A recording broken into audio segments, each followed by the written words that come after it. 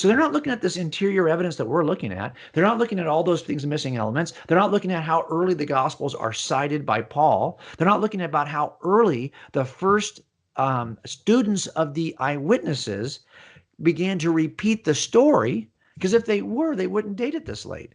Well, that to me is not based on textual evidence or manuscript evidence. That's really based on your presupposition against anything miraculous.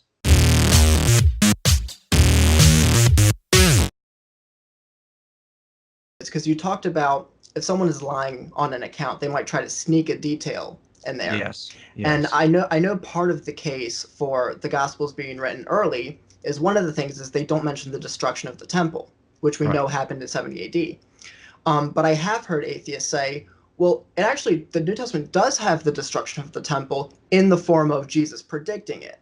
And so that they say that was a sneaky way for them to put in the destruction of the temple, but to try to make it more look like Jesus could predict it. How would you respond to that? Well, no, I agree with you. But if you think about, and I see that, but for example, Luke, who writes 2 volumes, Luke and Acts, right? He's going to present these as one huge volume, 2 books in one huge volume. And he even says this to Theophilus in the beginning of the book of Acts and in the beginning of the Gospel of Luke. So he introduces all of it in the Gospel of Luke. He introduces Theophilus as most excellent, and then when he refers to him again in the first chapter of Acts, he's less formal, and he says, "In my former book, I wrote to you." Now, it's interesting to me that in the one book, in the prelude, he basically, everyone knows that Jesus predicts the destruction of the temple, and that's the reason why I expect to see it in Acts. If you're going to sneak it in as a prediction and you're writing to somebody, I mean, they know what occurs, but why wouldn't you at least draw their attention to the fact that these predictions took place? These predictions actually occurred over here. But there's not just the one thing that's missing. It's not just the destruction of the temple. It's that there's lots of reasons for dispersions, lots of reasons for hardship of Christians in the first century. It is the siege of Jerusalem. It is the destruction of Jerusalem and the temple. None of this data is mentioned by Luke. Okay, maybe that's not his emphasis. Okay, fine. But how about this? He mentions key players, and several of these key players die in the 60s. Peter dies in the 60s, Paul dies in the 60s, and James, the brother of John, dies in the 60s. As a matter of fact, Barnabas dies in 61. So there you've got 4 key players there. I get a lot of ink in the gospel, in the book of Acts, none of whom are mentioned in terms of their death, even though someone like as inconsequential, an early death, and it's the only one we know for sure this early, is the death of James, the brother of John, right? There's an apostle who dies in 44. Well, that gets in there. Well, why would you put that? Well, because he's an apostle. Well, really, has he really said anything about the activity of James, the brother of John, that would warrant his mentioning his death? But he does mention it. Yet James, the brother of Jesus, whose activity is chronicled, foot by foot, nothing about his death. Nothing about Peter's death. As a matter of fact, the way these men die is compelling. And I think it would actually bolster the case that these folks died without flinching and without changing their story. Those are good data points to put in the gospel. If you didn't have any of it, just Paul. You're tracking along with Paul. Paul's your key story. Paul. He's in Rome. He's in custody in Rome. He's about to die in Rome. We know he dies around 63, 64. Yet you don't mention that. That could be the climactic final chapter in which Paul, your lead character, dies for the sake of the gospel. It's not there. And that to me was interesting. But it's not just that. It's not just the historical data related to Jerusalem that's missing. It's not just the deaths of those key players that's missing. It's also that this seems to be supported by internal evidence in the Gospels, at least in the letters of Paul, in both his letter to Timothy and, but more importantly, his letter to the Corinthian church, in which he seems to know the data that Luke is using in his gospel related to the Lord's Supper. And I've heard people say, well, come on, that's just that they're quoting some original source. My point is that what is more likely? Is it more likely? People sometimes will say, well, couldn't Luke be quoting Paul? Here's what I know. I know that the words that Luke uses in his gospel are being quoted to the Corinthian church as early as 53 AD. And Paul is, in essence, telling them, I taught you how to do the Lord's Supper.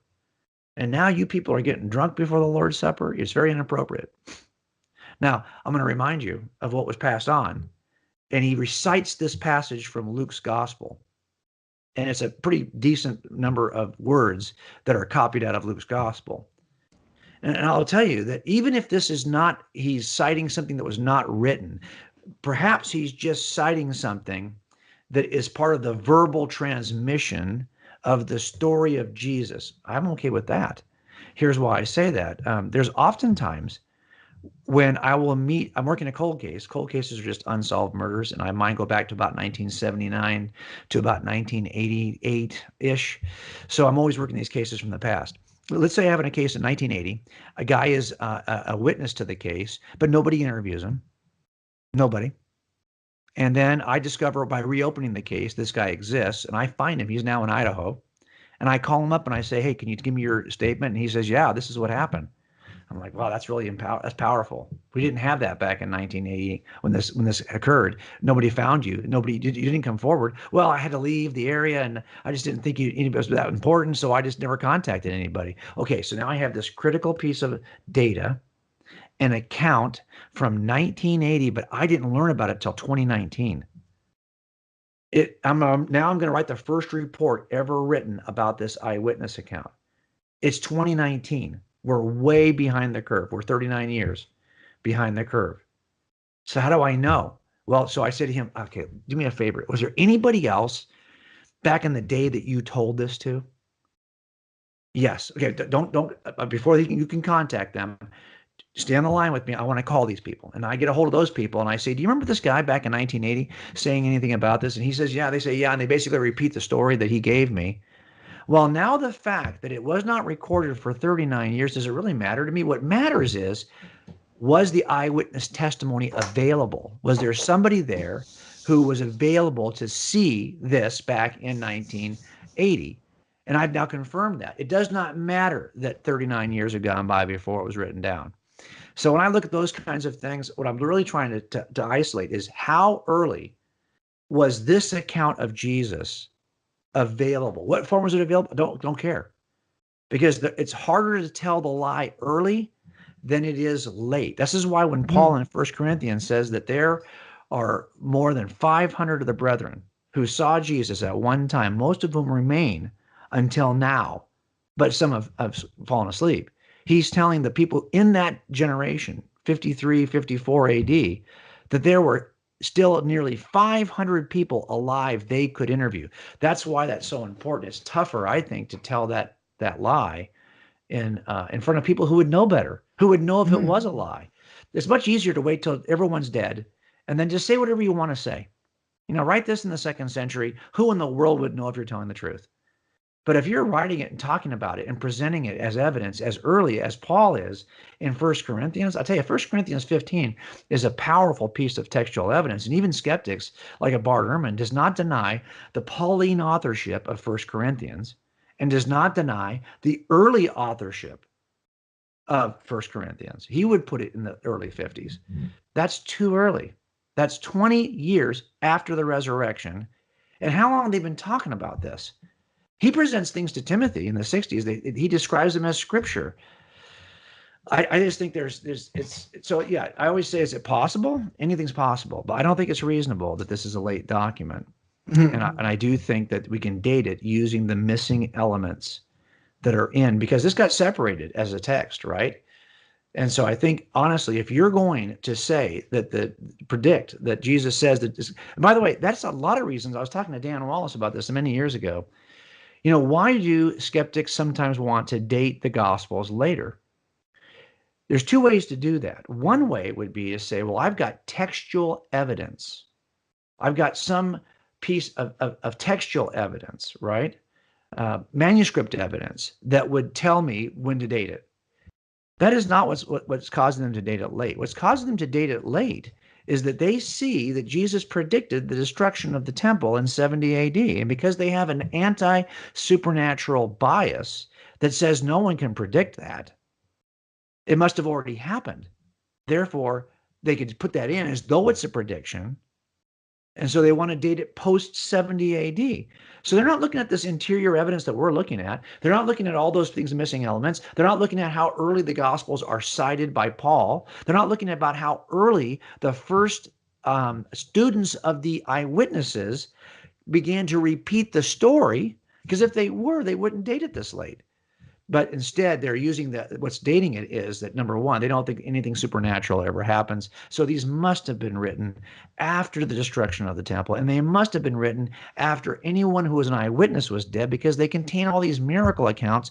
We know those can't happen because miracles don't happen. Therefore, they've got to be written late so that nobody would catch that. Nobody would know.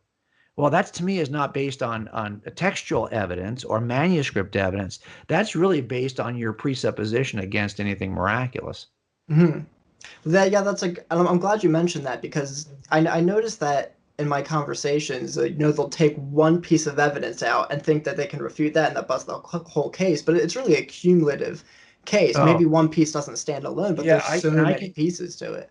I can tell you that what you just said is really powerful, because a lot of my approach to this is kind of born in my experience in criminal trials. So every criminal trial we do on a cold case, remember, cold cases were unsolved back then. Well, the reason why they were unsolved back then, they were lame, okay? We didn't have good evidence. We didn't have a lot of stuff that we would typically want to make a case. So the DA looked at it and said, they've got nothing here, bud. We're not filing this. So they didn't file it. So now we come at it years later. It's not like we have fingerprint evidence or DNA. There are some times when DNA, especially now, by the way, ancestry DNA is doing wonders for the law enforcement community, right? But we just didn't have that. And a lot of times these weren't protected because there was no DNA mindset back in 1979. So some of these things weren't even sampled. And then when they were contaminated. So it's a mess. Now, what's interesting about that is that we know that when we build these cases in front of the jury, they are cumulative cases. I call these death by 1,000 paper cuts for a reason. Each little piece feels like it's kind of, really? If that's all you had, nobody would ever convict this guy. But it's because you have 80 of these, paper cuts that surround the suspect that you really have a good inference. And you could say, well, is it possible that there's just 80 stellar coincidences in which these 80 planets were perfectly aligned? Well, yeah, that's possible. But the more reasonable explanation is he's just guilty and responsible. He is the one common causal factor that unifies all of these paper cuts. Okay. Mm-hmm. And so what defense attorneys always do, and we tell in our close, as a matter of fact, we have a presentation that's part of our rebuttal. Mm-hmm. In every single trial, we use it over and over and over again, because every single defense attorney in his closing argument does that. He takes out each piece and tries to get rid of it. In other words, he tries to explain it away some other way. And we tell people, there's danger in not seeing the forest, for the trees, because you basically he wants you to focus on that little tree. Mm-hmm. And miss the forest. And so again, the only way to infer on that is to say, well, yeah, it's just an amazing coincidence that the temple's not mentioned, that the destruction of Jerusalem's not mentioned, that the death of Peter's not mentioned, and Paul's not mentioned, and James is not mentioned, and Barnabas is not mentioned, and by coincidence they happen to mention Stephen and James, the brother of John, who are very minor players compared to the other four. And it's just a coincidence that he happens to mention this to Timothy. He happens to quote Luke's gospel and call it scripture. It's just a coincidence that he mentions to the Corinthians. Yeah, it could be. It could be that this is all just individual stuff that doesn't really have any connectivity at all. But that's not reasonable. And I try to illustrate it. If your kid is a teenager and he comes home one night and goes right to bed and you don't get to talk to him, and the next morning you get up and you see that his car is parked kind of away from the curb. It's like kind of crooked and like 3 feet away from the curb on one side. And you walk over to the car and you look on the floor, on the ground next to the driver's door, and you see a little receipt and it's all crumpled up, and you open it up. It's to a liquor store for a fifth of vodka. And you go, really? What's that about? Right? And then he stumbles out of bed 3 hours late, and he's still got the clothes he was in last night, and he smells like alcohol, right? And he's got a headache, yeah. It's possible that all of these things are unrelated, but what you're going to do in your mind as a parent is you're going to put together all the paper cuts, and you're going to go, dude, what were you doing last night? I would hope you would. That's your common sense assembling the circumstantial cumulative case. And we do this all the time. That's all we're doing here is we're assembling a cumulative case. And my expectation is always the defense attorneys go after the pieces and try to make sure you don't see the forest. They want to just take a look at each tree, get hung up, get so close to that tree that you can't back up and see the forest. And that's what they always do. And because that's so consistent, we get a chance, we do our closing argument, then the defense does their closing argument, and because we have the burden of proof, we do a rebuttal. They don't get a chance to answer our rebuttal, okay? Because we have the burden, so we get two chances. One to close, he closes, and then we rebut his closing. And because we know this is what he's going to do in the closing, our rebuttal already has that part assembled. Don't get caught up in his attempt to make you see the tree only and miss the whole forest. Back up and see the entire body of evidence. So the same thing is true for us when we're talking to people who would like to kind of drill down on one paper cut piece of evidence and try to get rid of it. Well, fine. Good luck with that. It's not a case built on one piece. It's the case built cumulatively.